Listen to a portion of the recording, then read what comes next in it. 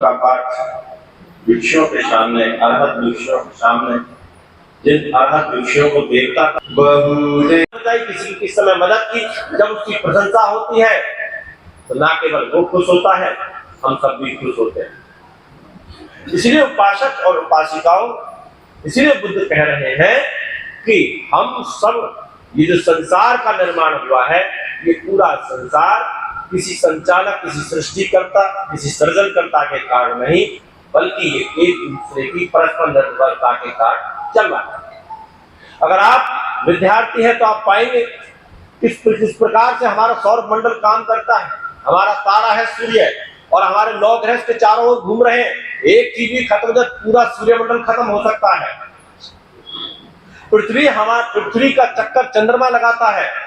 अगर चंद्रमा नष्ट हो जाए तो पृथ्वी स्वतः ही नष्ट हो जाएगा, और पृथ्वी नष्ट हो जाए तो चंद्रमा स्वतः ही नष्ट हो जाएगा। एक दूसरे की निर्भरता।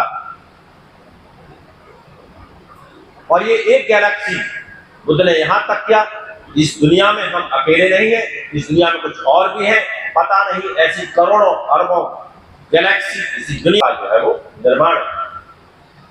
यानी कि ऐसे नियम, ऐसी बातें जो हमें खोज की तरफ लेकर जाती हैं, उन बातों को संग्रहित किया गया, उन बातों को जो संग्रहित किया गया तो धर्म का जो हिस्सा बना।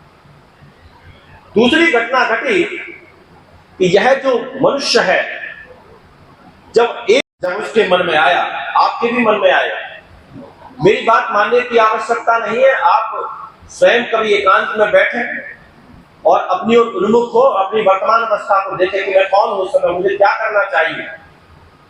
तो जो प्रश्न होंगे उसके जवाब भी आपको स्वयं ही मिलने शुरू हो जाएंगे।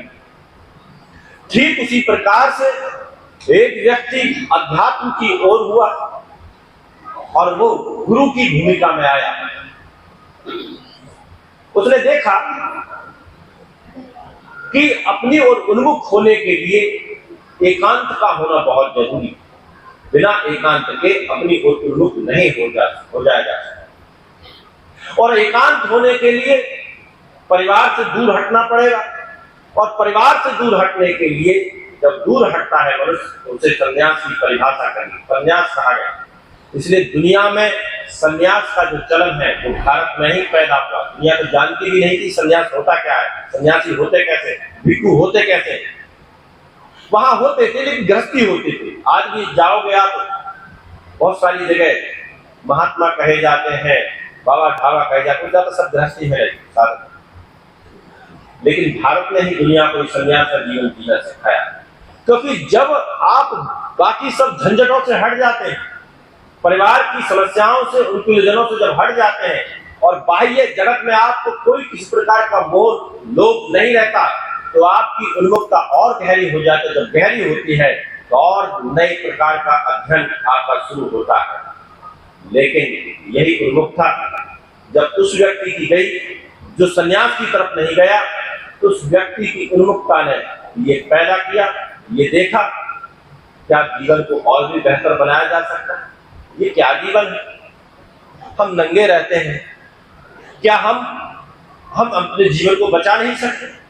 बहुत सारे लोग ऐसे ही ठंड में मारे जाते हैं, क्या हम उनका जीवन बचा नहीं सकते। ये प्रश्न तभी पैदा होंगे जब आप अकेले में बैठेंगे और अपनी ओर उन्मुख होंगे, देखेंगे अपनी वर्तमान स्थिति, वर्तमान में झांकेंगे, भूत और भविष्य को त्याग कर वर्तमान में आएंगे, तो ये प्रश्न पैदा होंगे ही होंगे आपके अंदर।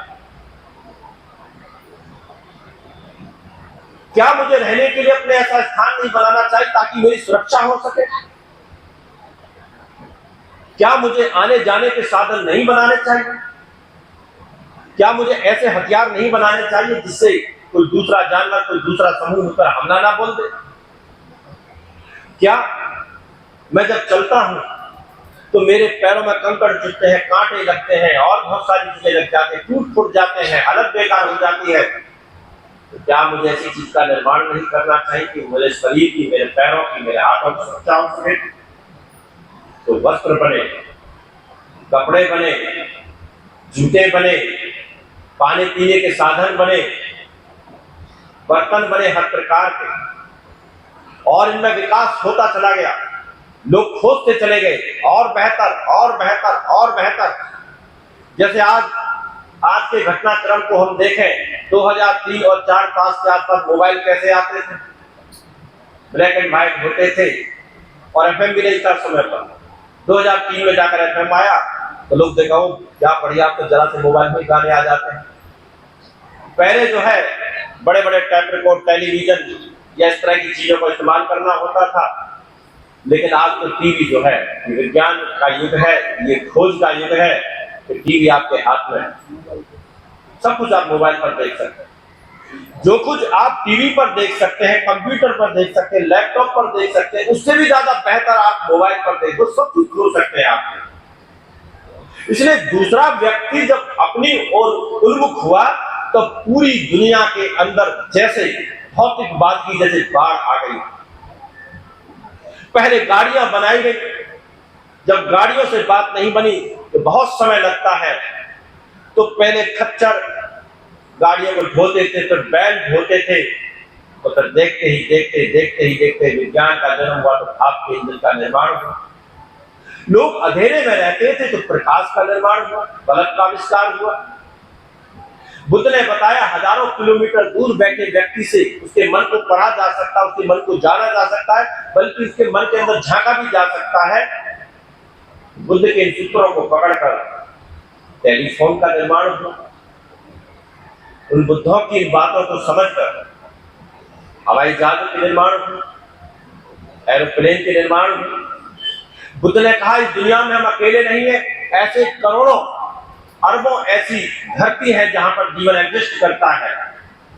बुद्ध की इस बात को गहराई से वैज्ञानिकों ने समझा, तो वो आज भी दौड़ चालू है, बंद नहीं हुई। आज भी इंसान सोच रहा है क्या कहीं जीवन मौजूद है।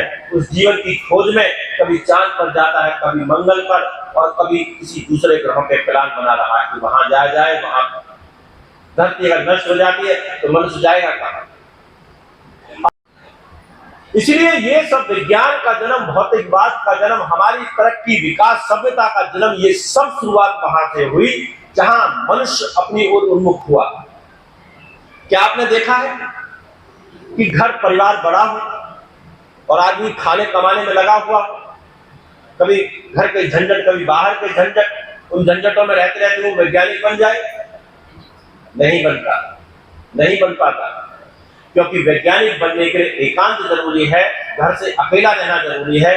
तभी एकांत होता है, उन्मुख होता है, या जिस चीज पर फोकस करता है वहां से फिर नई चीजों के पहले विचार आके अंदर ये भौतिकवाद की क्रांति और ये अध्यात्म की क्रांति जो पैदा हुई, बुद्धों के इसी वचनों के कारण पैदा हुई, जो बुद्ध ने कहा आत्मसमर्पण दीजिए, स्वयं का परीक्षण करें, अवलोकन करें। तो मैं कहता हूं क्या हम अपनी जिंदगी ऐसे ही गुजार देंगे? दूसरों को भला बुरा कहते हैं, उल्टी सीधी बात करते हैं, देख लीजिए वो कैसे टेढ़ा मेढ़ा चल रहा है, वो देख कैसे कैसी बातें करता है, कान पर फुसफुसाते जाकर पता नहीं ना चले, पता नहीं क्या मंत्र साफ पढ़ते जाकर लोग, गालियां देते हुए, दूसरों का तिरस्कार करते हुए, अपमान करते हुए, घृणा करते हुए, कभी लोभ में फंसते, कभी मोह में फंसते, कभी लालच में फंसते, कभी डरते हैं, कभी डराते हैं। क्या हम अपने जीवन को ऐसे ही जीते रहे? आखिरकार हम कब जागेंगे? आपने सुना होगा अंगुलीमाल नाम का डाकू था, बुद्ध को पता चला तो बुद्ध हो नहीं उसी रास्ते पर जिधर अंगुलीमाल था। बहुत सारे लोगों ने रोका बुद्ध को कि नहीं बुद्ध उधर मत जाओ, अंगुलीमाल रहता है, वो मार देता है सबको, आपको भी नहीं छोड़ेगा। लेकिन बुद्ध तो बड़े दयावान थे, बड़े करुणावान थे। उन्होंने कहा कि शायद पता नहीं होता तो जाता भी नहीं, और जब पता चल गया तो क्यों ना जाना। वो प्रतीक्षा करता होगा, 999 हत्याएं कर चुका, उसकी एक गिनती पूरी होनी है, क्यों ना मैं ही जाकर उसकी गिनती पूरी कर। मुझे तो कम से कम जाना ही है, किसी ना किसी को तो कदम उठाना ही हो। बुद्ध गए और बुद्ध गुजर रहे और अंगुलीमाल देख रहा है, और अंगुलीमाल भी सोचता है अजीब पागल आदमी, इस रास्ते से भीड़ गुजरने में डरती है कि वो अकेला गेरुआ वस्त्र धारण करके गुजर रहा है। अंगुली मार उनके पीछे पीछे हो लेता, दौड़ लगा लेता, कहता है अरे भिक्षु रुक जा। बुद्ध चलते ही जाते हैं, नजदीक पहुंच जाता है, रोकता है, आगे जाकर खड़ा हो जाता है और कहता है कि मैं तुमसे कहा कि तुम रुक जाओ, तुम रुके क्यों नहीं? बुद्ध कहते हैं कि अगली बार मैं तो रुक गया, तू कब रुकेगा? वो तो पका जाता है, उसे लग रहा था शायद डरेगा, शायद अपने प्राणों की भीख मांगेगा, मुझसे गिड़गड़ाएगा मेरे सामने, मेरे पैर पकड़ेगा, मेरे प्राण पकड़ दो। कमली बात नहीं करते, कहीं तुम वही तो नहीं हो जिसके बारे में लोग अक्सर जिक्र करते हैं, जिन्हें बुद्ध कहा जाता है। बुद्ध कहते हैं कि अगली बार मैं तो कब का रुक चुका हूं, तू रुक जा, तू कब रुकेगा? वो बात जो बुद्ध ने उस समय अंगुलीमाल से कही थी, बुद्ध अंगुलीमाल ने गहराई से समझी, अंतर्मन में उतरी और वो रुका। जिसको देखकर लोग डरते थे, घबराते थे, कांपते थे, जिसको लोग बददुआएं देते, गालियां देते थे, उल्हाने देते थे, मारने के लिए तैयार रहते थे, वही अंगुलीमाल का बुद्ध का भिक्षु बना, अहिंसक के नाम से कहलाया। अब उसी के अर्हत बनने के बाद लोग उसे अपने घर में आदर के साथ बुलाते, उसके चरण छूते, उसे भोजन खिलाते, उसे धर्म का उपदेश सीखते। तो वो जो अंगुलीमाल रुका बुद्ध के कारण, तो क्या हमने भी कभी विचार किया कि हम कब उठाएंगे? कब हमारे मन से बैर भाव खत्म होगा? कि हमारे मन में जरा सी दया नहीं आए। वैसे तो हम झांकी निकालते हैं, नारे लगाते हैं, कहते हैं मानव मानव एक समान। बुद्ध धर्म की क्या पहचान? मानव मानव एक समान। तो शाम को जाकर बकरे की हरामी करते आ जाते थे, मार करते, फिर पता नहीं कहां चला जाता है। बुद्ध कहते हैं सभी जीवों के प्रति दया करनी चाहिए, करुणा रखनी चाहिए, सभी जीव एक जैसे ही है। फिर पता नहीं हमारा वो ज्ञान कहां चला जाता है, फिर पता नहीं हमें क्या हो जाता है। अभी इंसान के शाम को हम जानवर बन जाते हैं अचानक ही। अचानक हमारा कोई दुश्मन आ जाए जिससे हम घृणा करते हैं, तुम्हारी तो विचार बदल जाते हैं, हमारी तो बात करने की टोन बदल जाती है, तौर तरीके बदल जाते हैं, चेहरे के भाव बदल जाते हैं। तो आखिरकार हम कब रुकेंगे? ये महामंगल सूत्र केवल कोई गाथा नहीं, केवल कथा नहीं, बल्कि ये इंगित करती इस बात को कि आखिरकार हम कब रुकेंगे। भाषा का कि आप रुक जाएं, अब रुक जाएं और भगवान बुद्ध के बताए हुए, तमाम बुद्धों के बताए हुए उन पंचशीलों का अपने जीवन में धारण करें, अभ्यास करें। ऐसा नहीं है कि पंचशील आपने पढ़ लिए, मैंने बता दिए और कल से आप बिल्कुल आप बदल जाएंगे, आप साधु संत बन जाएंगे। यह अभ्यास करना पड़ता है। पुराने समय पर महिलाएं कुएं पर पानी भरती थी और कुएं की जो ऊपरी किनारी होती थी वो पत्थर की होती थी, भयंकर कठोर पत्थर की, और रस्सी कितनी नाजुक होती, लेकिन रस्सी चलते चलते चलते उस पत्थर को भी चीर देती, उसमें भी धारी बना देती। लगातार निरंतर प्रयास करते करते, बिल्कुल वैसे ही जैसे एक विद्यार्थी को अपने जीवन में जब कामयाबी पानी होती, उसकी कामयाबी का जो सबसे बड़ा सूत्र है वो एक ही है, निरंतरता। निरंतरता। इस बात के अंदर जो विकार है, जो बुराइयां हैं, उनका क्षय शुरू हो जाता है, और जब क्षय शुरू होता है तो आप निर्मलता की, पवित्रता की ओर बढ़ने लगते हैं। और निर्मलता और पवित्रता की तरफ जब आप बढ़ने लगते हैं तो वहां आपके दो रास्ते आते हैं, आपके लिए दो रास्ते दिखाई देते हैं। फिर वही जहां से शुरुआत होती वही आपके जीवन में शुरुआत हो जाएगी। दो रास्ते आपको दिखाई देंगे, एक रास्ता जाएगा जो अध्यात्म की तरफ लेकर चला जाएगा, और एक रास्ता जाएगा जो आपको भौतिकता की तरफ लेकर चला जाएगा। अध्यात्म के रास्ते पर गए तो आप अरहत हो सकते हैं, स्कृतागामी, श्रोतापन, अनागामी हो सकते हैं, बुद्ध बन सकते हैं। और अगर आप भौतिकवाद की तरफ गए तो ना केवल अपना जीवन सुख में बना सकते हैं, बल्कि हजारों करोड़ों लोगों का जीवन भी सुख में बना सकते हैं। आप ऐसे उपकरण, ऐसे यंत्र, ऐसे साधन, ऐसे तौर तरीके बना सकते हैं कि मनुष्य का जीवन और भी साधारण और सरल बन सकता है। सोचो तो सही, आज से 40-50 साल पहले कहीं कोई किसी के यहाँ रिश्तेदारी में, जान पहचान में किसी की मृत्यु हो जाती तो कैसे सूचना भेज देते हैं? एक पत्र लिखते थे और पत्र का कोना काट दिया करे ताकि डाके जल्दी दे जाएगा, लेकिन कितना जल्दी पहुंचाएगा? फिर भी टाइम लगता था। इतनी देर तक, इतने समय तक हम मृत शरीर को तो रोक नहीं सकते, नहीं रोका जा सकता। लेकिन आज वो महीनों के काम मिनटों नहीं सेकंडों में हो गए, और केवल ना आप सूचना भेज सकते हैं बल्कि आप डायरेक्ट लाइव बात भी कर सकते हैं। और आप तो भी ये तब आती है जब हम सत्य का अनुसंधान करते हुए अपनी ओर उन्मुख होते हैं और उन्मुख होकर अपने जीवन को समझते हैं कि आखिरकार हमारे जीवन में कमी क्या है। घर छोटा है तो क्यों छोटा है? पैसा कम है, नौकरी छोटी है तो क्यों छोटी है? पैसा कम क्यों है? क्यों हम दूसरों को देखकर केवल महसूसते रहते हैं? घर में एक व्यक्ति बुरा है, एक व्यक्ति दुष्ट है, हम उससे झगड़ते रहे, उसी के चक्कर में पड़े रहे तो दुख गीत आते हैं। इस समय पर फिल्मी गीत है, एक गीत आता है जिस गीत को जानकर 90% नहीं 99% लोग जीवन जीते हैं कि दुनिया में आए हैं तो जीना पड़ेगा, जीवन है अगर जहर तो पीना ही पड़ेगा। आप अक्सर कहते हुए पाए जाते हैं कि कर भी क्या सकते हैं, आप तो जीना ही पड़ेगा। हस्बैंड कैसा है, पत्नी कैसी है, अब तो जीना ही पड़ेगा, क्या कर सकते हैं? अब तो मेरी मौत के साथ ही सब कुछ खत्म होगा, अब तो जीना ही पड़ेगा। क्या करें, हमारे भाग्य में ही था, अब देखो क्या करें, घर छोटा घर है तब तो जीना ही पड़ेगा। पैसे कम है तो ऐसे ही जीना पड़ेगा। लेकिन एक और गाना आता है जो बड़ी सोच का गाना है, छोड़ो कल की बातें, कल की बात पुरानी, नए दौर में लिखेंगे मिलकर नई कहानी। ये भी है, एक ये भी विचार है। जरूरी है तो कोई आदमी जो है कीचड़ में जो है कूदा हुआ हो और हम भी उसके चक्कर में कीचड़ में कूद जा भाई कीचड़ में।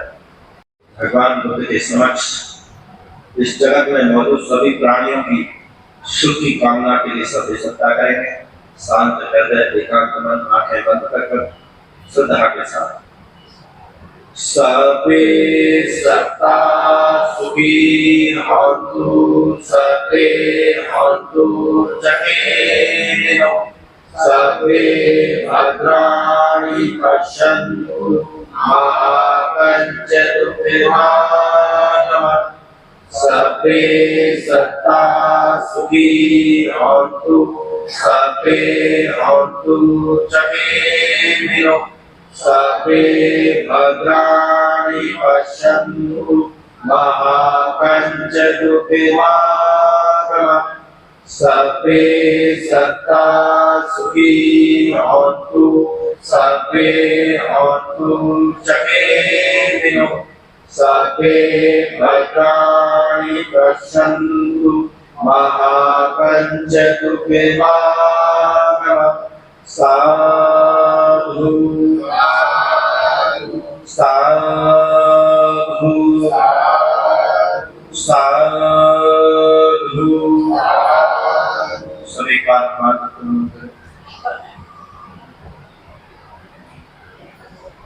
सभी सुखी है, सभी का मंगल, सभी का भला, सभी का कल्याण, सभी की सुखद मुक्ति, सभी सुखी है, सभी सुखी है, सभी भाड़ में जाए और छोड़ो कल की बात है, कल की बात पुरानी, नए दौर में लिखेंगे हम मिलकर नहीं कहानी।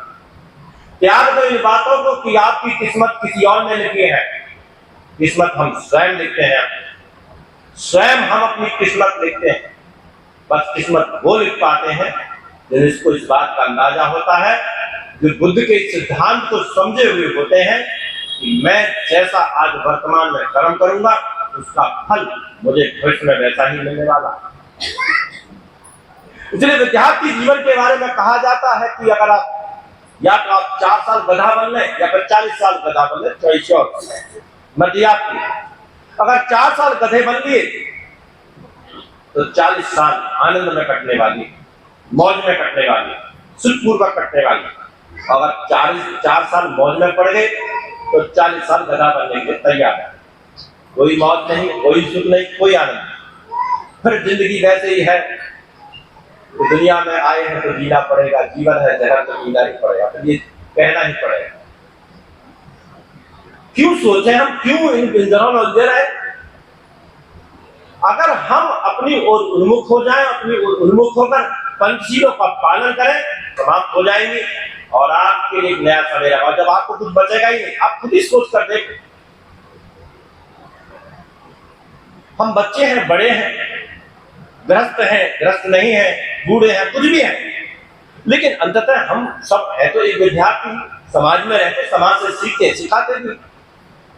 और विद्यार्थी अगर हम हैं तो हमारे अंदर ये लक्षण होना ही चाहिए कि हम जो है हर वक्त, हर क्षण, कुछ नए सीखने की सोच रख, कुछ नया परिवर्तन करने की चाहत रख। और ये चाहत की शुरुआत तभी होती है जब हम इन समस्याओं से दूर हो जाते हैं। तो जब हम झगड़ा नहीं करेंगे, बेफिजूल के बहस नहीं करेंगे, बेकार के विवादों में नहीं पड़ेंगे, दूसरे को देखकर मन में कोई लालचहीन भावना, ऐसी भावना नहीं पैदा करेंगे, पुरुष होकर पर स्त्री के प्रति, स्त्री होकर पर पुरुष के प्रति मन में नकारात्मक विचार, बुरे विचार नहीं आएंगे। फिर हम झूठ नहीं बोलेंगे, बेकार में दूसरों के साथ अलग कर गाली गलौज नहीं करेंगे। किसी का कोई जीवन जी रहा है तो जीने तो हम उलझनों में नहीं पड़ेंगे, किसी की चुप चपाटी में नहीं पड़ेंगे, ना जुआ खेलेंगे, ना सट्टा खेलेंगे, ना और अन्य आपराधिक कार्य करेंगे। तो फिर बचा क्या हमारे लिए?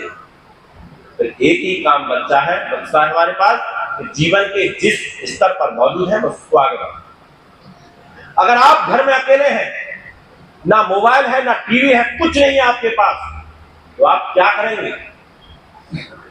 कितनी देर सोएंगे? 1 दिन, 2 दिन, 3 दिन, 10 दिन, 20, कितने दिन सोएंगे? एक दिन होगा कि चल मैं सोऊं कहां से, घर की साफ सफाई कर लूं, कपड़े ही साफ कर लूं, चीजों को थोड़ा व्यवस्थित तरीके से कर लूं।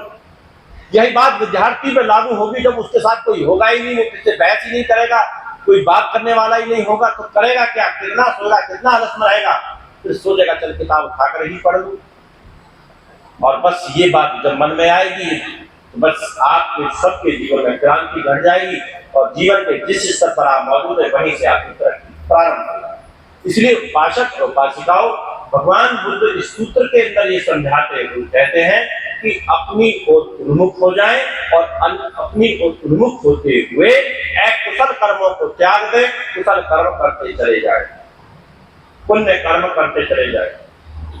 क्योंकि कुशल कर्म करेंगे उसका प्रभाव सुखद, आनंद, तरक्की, वृद्धि के रूप में आपको मिलेगा।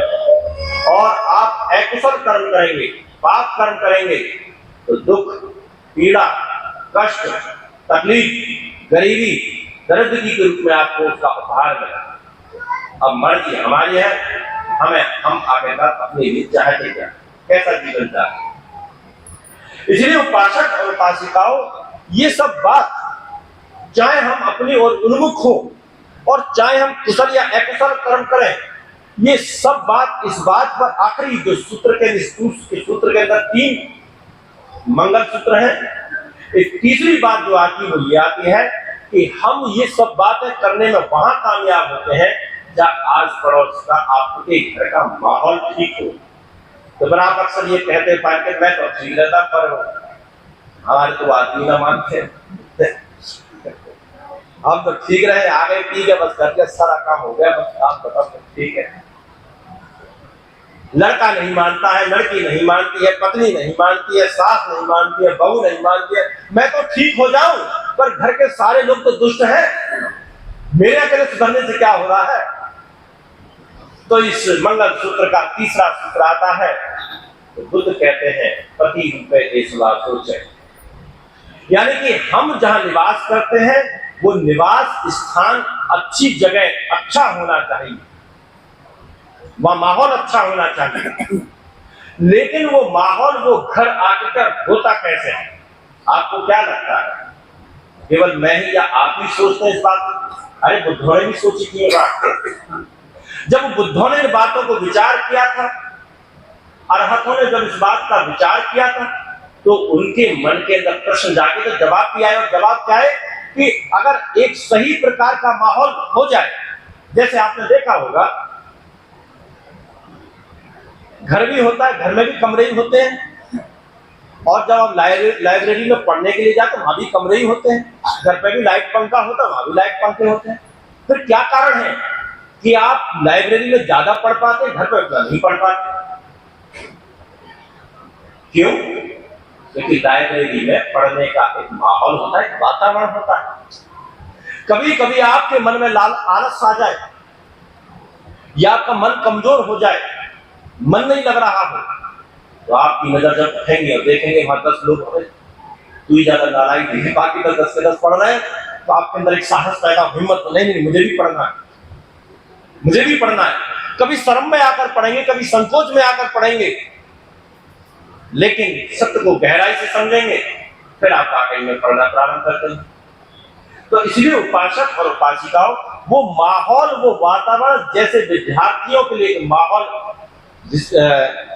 उनके लिए लाइब्रेरी में, पुस्तकालय में तैयार किया जाता है, ठीक उसी प्रकार से जैसे यहाँ पर एक माहौल तैयार है, वो माहौल घर पर भी तैयार हो सकता है, मोहल्ले में भी तैयार हो सकता है। और उन्हीं माहौल को बनाने के लिए संस्कारों का निर्माण किया गया, क्रियाकलापों का निर्माण किया गया, ताकि अपने घर के अंदर छोटी सी छोटी घटना को, छोटी सी छोटी बात को, छोटे छोटे खुशियां, उत्सवों को जब मनाए, तो मनाने के अवसर और मौके पर किसी को गुरु को बुलाए, और गुरु को बुलाकर वहां सबको अच्छी अच्छी बातें बताए, आशीर्वाद कामना दे, मंगल कामना दे, तो अपने आप माहौल जो सुधर जाता है। और फिर लास्ट में कहते हैं साधु साधु साधु, ऐसा ही हो, ऐसा ही हो, ऐसा ही।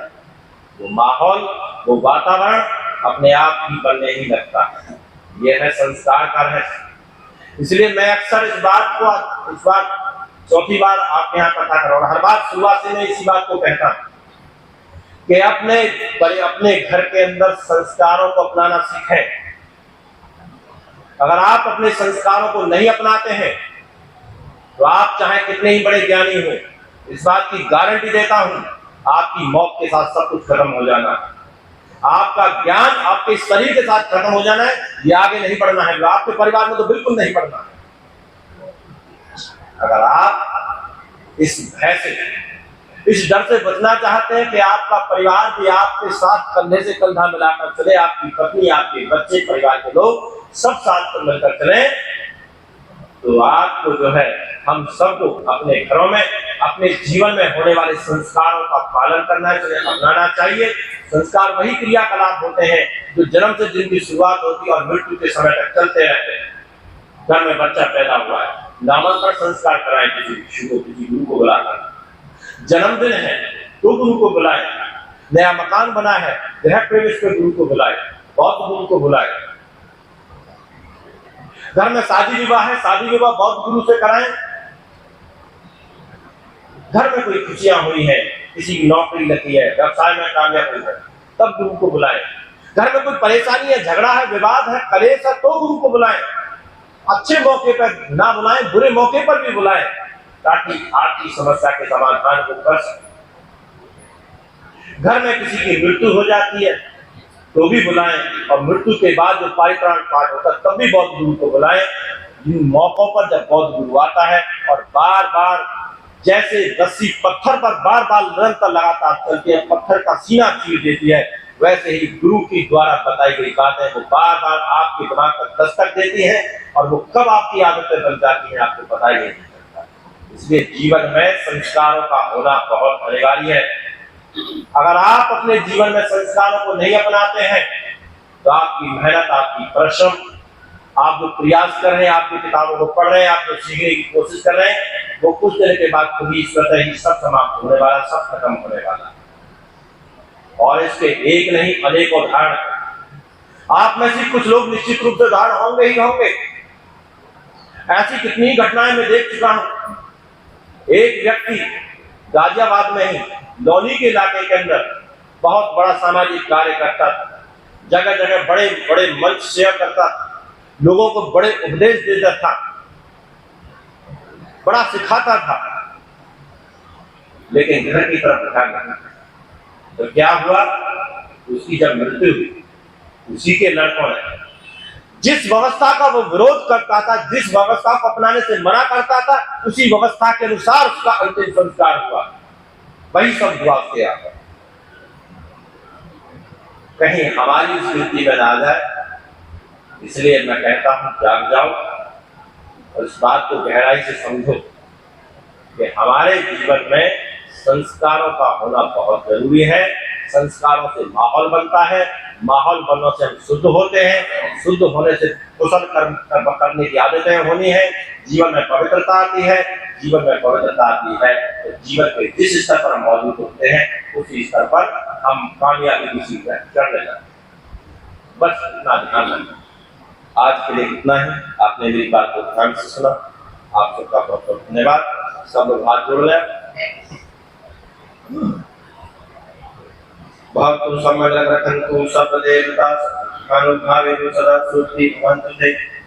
भवतु सम्मन्नः रखन्तु सर्वदेवता अनुभावेन सदा सुखी भवन्तु ते। भवतु सम्मन्नः रखन्तु सर्वदेवता अनुभावेन सदा सुखी भवन्तु ते। इचितं पचितं तुय्यं ठीकमेव समेजन्तु सबे पुरैतु चित्तंकपा चंदोपन्नो रशयथा आयु आरोग्य संपत्ति सब संपत्ति लेव च तरो निष्पादन संपत्ति इमे नाते समेजन्तु। आपका सभी प्रकार से मिला बुद्ध धर्म और संघ के प्रताप से सदैव आपका कल्याण, सभी बुद्ध सभी बौद्ध सभी अरहत सदैव आपकी रक्षा करें। आपके मन के क्षेत्र प्राथमिक बल में आपको शीघ्र ही प्राप्त, आपके मन की सभी इच्छाएं सभी संकल्प पूर्णिमा की चांद की तरह हो। आप आजीवन आरोग्य जीवन जिए। जब तक जीवन जिए आपके जीवन में कोई दुख ना रहे, कोई कष्ट ना रहे, कोई रोग ना रहे, कोई समस्या ना। इस संसार के अंदर जितनी भी प्रकार की संपत्ति है उन सभी प्रकार की संपत्ति का लाभ बुद्ध हम और संघ के इस मार्ग पर चलकर आपको निर्वाण सुख प्राप्ति हो। भगवान बुद्ध की करुणामयी दृष्टि सदैव आपके ऊपर बनी रहे, ऐसी कामना आप सबके लिए मैं भगवान बुद्ध की समझ करता हूँ। इसलिए सभी मेरे बात बोले साधु साधु साधु। घुटनों के अंदर बैठ सकते हैं, अभी भी बैठ जाए। बुद्धं शरणं गच्छामि धम्मं शरणं गच्छामि